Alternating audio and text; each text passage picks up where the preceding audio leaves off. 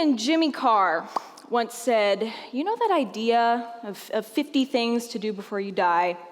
I would think shouting for help should have been on that list.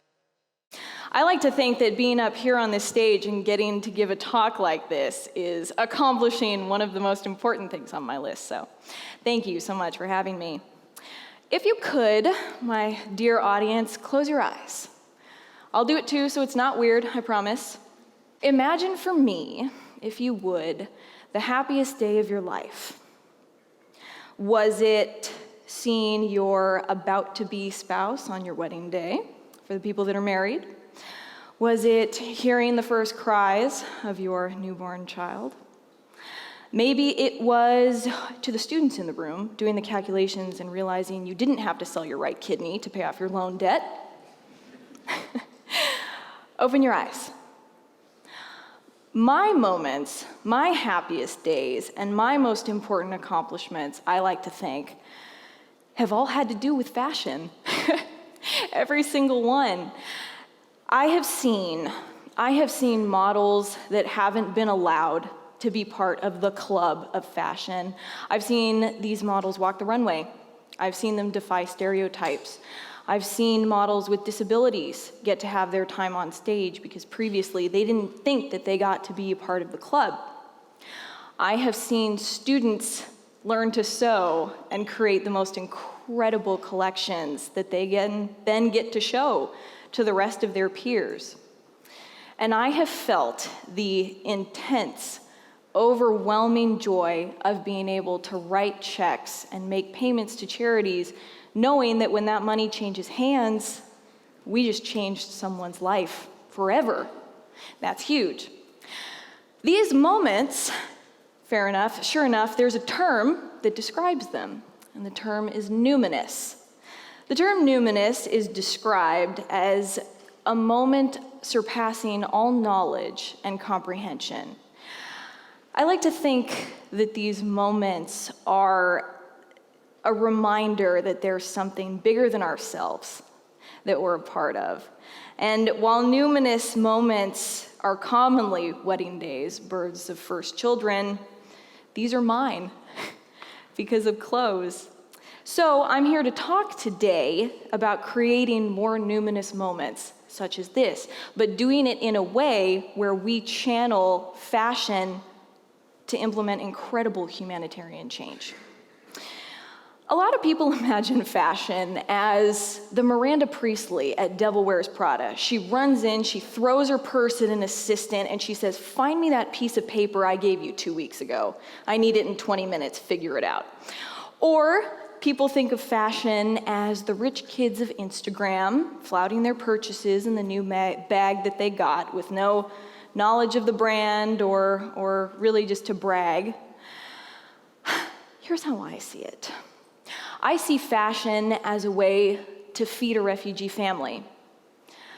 I see fashion as a way to bring clean water to villages that have previously had no wells, but then this clean water will be there for the rest of their lives.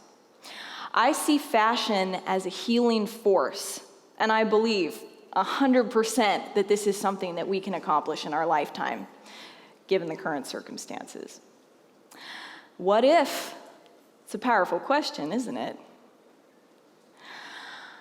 I also like to think that the creatives of the world are undervalued. I like to say that I'm a business student that lives vicariously through art students, and all the art student friends of mine know this to be true. But when you think on the global stage, the creatives have some of the most incredible opportunity and power, and we're surrounded by it every day, almost to the point that we don't realize exactly what's happening. When you think about it, some of the most famous bloggers in the world have at least 6 million followers. That's twice the population of Chicago or Los Angeles. That's huge. Some of the most profitable fashion brands are worth something astronomical like $28 billion. That's incredible power, and that's incredible money. I think that we can really do something with that for good. So, at the end of the day, this all sounds very nice and very idealistic, and yes, Klarissa, I understand that I understand that every day I get dressed and I don't think too much about it. I'm here to implore you to think about it. There are lots of ways, lots of really, really small ways that you can implement these changes in your life, almost unnoticeably, but it does an incredible world of good for someone out there.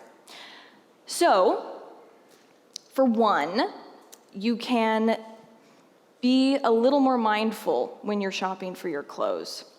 Take 3 seconds to do a quick Google search. Trust me, there are bloggers like me that have done tons of research on this and what brands are great and what ones don't use things like good labor practices. Go online, do a quick search, and then commit to supporting brands like this, big or small, doesn't matter. Support brands like this. Put your money where you know it's going to do a lot more good than it may be already. Look for places that have fair trade policies, that have working conditions that are acceptable in their factories. I like personally to support the startups that had some kind of a humanitarian mission from the get-go, ones that say on their company website, this is our mission, this is the company that we support, this is the country that we support.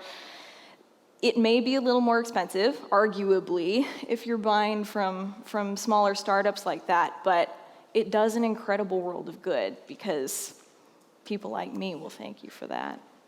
Another way that you can implement these small changes in your life is even down to your jewelry.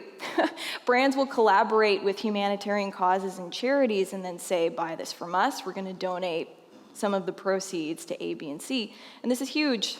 It doesn't just have to be some kind of a marketing ploy that only runs for 3 months out of the fashion year. And again, it can do incredible, incredible good. So,